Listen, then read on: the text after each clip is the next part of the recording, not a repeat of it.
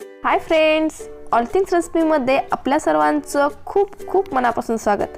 तर आज आपल्याला घरगुती एकदम सोप्या पद्धतीने पॉपकॉर्न कसे करायचे हे मी तुम्हाला पटकन आणि सोप्या पद्धतीत सांगणार आहे। तर मित्रांनो, रेसिपी पूर्ण बघा, आवडल्याशिवाय राहणार नाही अशी ही रेसिपी आहे। तर लवकरात लवकर लागूया आपल्या रेसिपीला। तर इथे मी मार्केटमधून हा पॅक आणलेला आहे पॉपकॉर्नच्या दाण्याचा।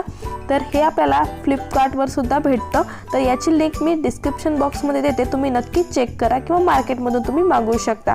त्यानंतर इथे मी घेतलेले आहेत हे पॉपकॉर्न, एक छोटी वाटी। जर तुम्ही घरच्या जे मक्याचे दाणे आहेत जर त्याचे तुम्ही करायला जाल तर त्याचे पॉपकॉर्न होणार नाहीत। हे मक्याचे दाणे आणि ते मक्याचे दाणे यामध्ये खूप फरक आहे। हे छोटे छोटे असतात एकदम आणि गोलाकार असतात आणि ते चपटे असतात जे घरचे असतात ते। तरी ते करण्यासाठी आपल्याला पॅन घ्यायचा आहे। पॅनमध्ये किंवा कुकरमध्ये कुठेही आपण हे करू शकतो।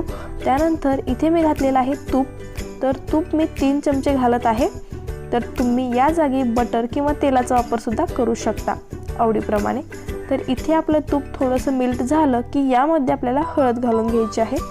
तर खूप कडक असं तूप करायचं नाहीये, त्यामुळे काय होईल, जर आपली कडक झालं तर आपली हळद करपल्या जाईल। त्यामुळे पटकन हळद घालून घ्यायची आहे। त्यानंतर मी जे 1 वाटी छोटी मक्याचे दाणे घेतलेले होते ते घातलेले आहेत। त्यानंतर चवीप्रमाणे आपल्याला यामध्ये मीठ टाकायचं आहे। मीठ खूप जास्त वापरायचं नाहीये।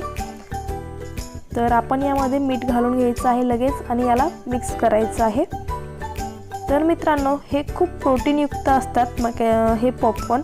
तर तुम्ही नक्की करून पहा आणि रेसिपी सुद्धा लवकरात लवकर होतेही, त्यामुळे नक्की करा आणि पटकन होणारी आहे आणि झटपट छान लागते, त्यामुळे नक्की करा।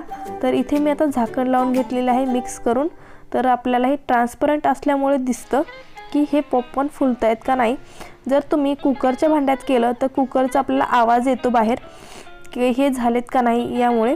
तर जर बंद झाला आवाज तर आपल्याला याचं झाकण काढून घ्यायचं आहे कुकरचं। तर अशा प्रकारे हे सुद्धा इथे झालेले आहेत।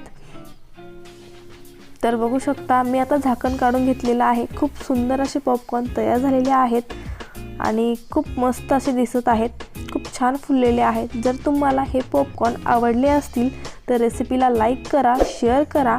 चॅनलवर नवीन असाल चॅनलला सुद्धा सबस्क्राईब करा, बेल आयकॉनवर क्लिक करा। अशीच एक नवीन रेसिपी घेऊन भेटूया, तोपर्यंत बाय बाय।